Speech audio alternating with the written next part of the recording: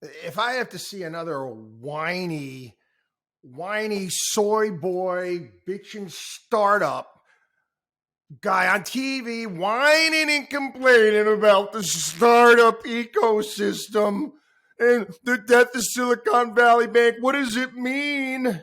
We're going to lose all of our technology sector to some other country. Shut up. Shut the hell up. Things weren't going that great as of late for many of you startups anyway. Why? Because there was no more frickin' free money floating around.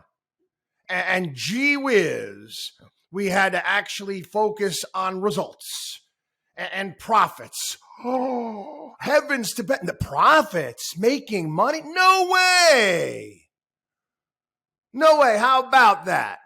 Yeah, just see Mark Zuckerberg, Facebook, laying off another 10,000, 5,000 job openings they're not going to bring in there. And it kind of, you think about it, I said, what the hell were these people doing just a month ago, 2 months ago? Why in the world would you hire? You're able to get rid of tens of thousands of people and the company keeps working fine. Why would you hire them in the first place? Anyway, yeah, that's the reality now. And this is really what all of the startup people are moaning and groaning about is, gee whiz, they got to actually do something. They actually are going to have to show profits. Free money is no longer flowing their way. But anyway, a couple pieces today I wanted to go over. Yeah, the former CEO of Silicon Valley Bank, Ken Wilcox, and he's not happy about what happened and explaining what happened. Oh my God, regulators had to do something. And here he goes. The repercussions of this failure are enormous. Even if the depositors are made whole, startups may die for want of credit. Oh, Lordy. A startup might die because of lack of credit. What a bunch of bullshit. Okay? If you have a good idea, if your startup is worth anything at all, someone will give you money. They have a freaking television show on CNBC, for crying out loud, called Shark Tank. Oh, okay. My startup's going to go on Shark Tank, for crying out loud, and see if you can get the funding for. I mean, this is such a load of other bullshit. Like there's no other means of getting financing here in this country. Thousands of employees may lose their jobs. Guess what? Thousands of employees lose their jobs every single year in this country in a myriad of industries. It's called capitalism. And guess what? Some companies go under. And if your startup, guess what? If your startup sucks, if your startup was just designed from the get-go to be a marketing ploy in the hopes of going public to make your VC and your executives money, guess what? Goodbye. Who gives a shit? I will get into this in another podcast, but I want to allude to right away. Is the difference between what VCs do and Wall Street and these is there any difference between what Jordan Belfort did at Stratton Oakmont and the boiler room operators? Not much at all. We'll get into that another podcast, another day. Anyway. Many may lose confidence. This is this Ken Wilcox guy. May lose confidence in our banking sector and ultimately in our economy. Ken, Bank of America took in $15 billion over the past day or two. JP Morgan's taken money in as well. No one's losing confidence in the banking sector here in the United States. Here it goes worse.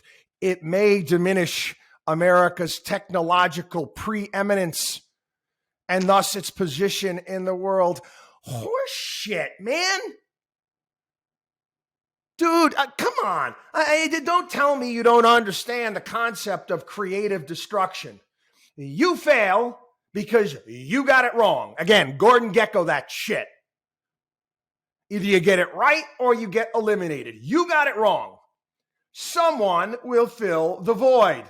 Someone that will obviously do a better job than you guys did. You call yourself bankers? Sorry. I dropped the F. I didn't mean to. How stupid can you be?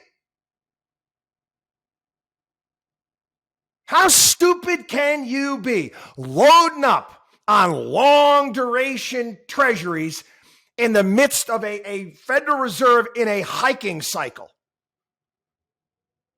I don't get it. I was on the phone with my son last night, basically going over this and explaining this to him, and he was picking up on it. Why would they do that? That doesn't make any sense. No kidding. He's 20 years old. He's in college. And this is funny.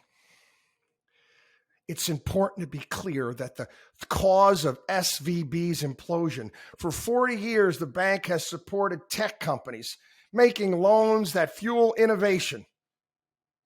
Well, over 95% of SVB's employees are lenders, and their loans weren't what caused the bank to collapse.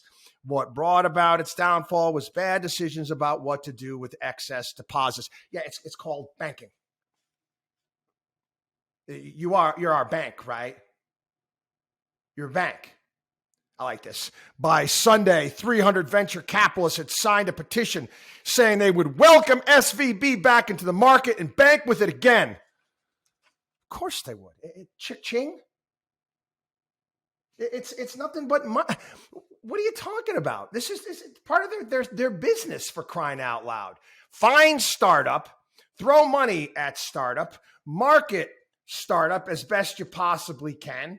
Eventually, ladder the valuation up and then take the company public, blow out, and hey, you're done.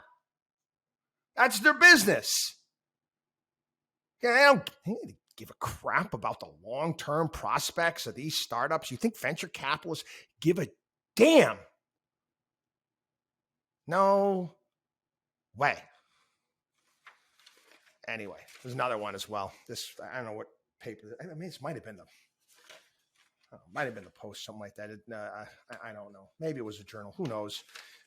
Again, bunch of more venture capitalists out there. Oh my God. Oh, this is terrible. Oh, we're facing all sorts of problem with financial innovation. The much admired U.S. system for producing innovation received a body blow. Oh, because Silicon Valley Bank went down, innovation dies here in the United States. Please. That's complete and utter nonsense. To say something like, oh, our nation's economy, capitalism is at risk because a woke bank in Silicon Valley went down. Whatever, man. WatchDog on WallStreet.com. WatchDog on WallStreet.com. I apologize. This stuff gets me hot and bothered. And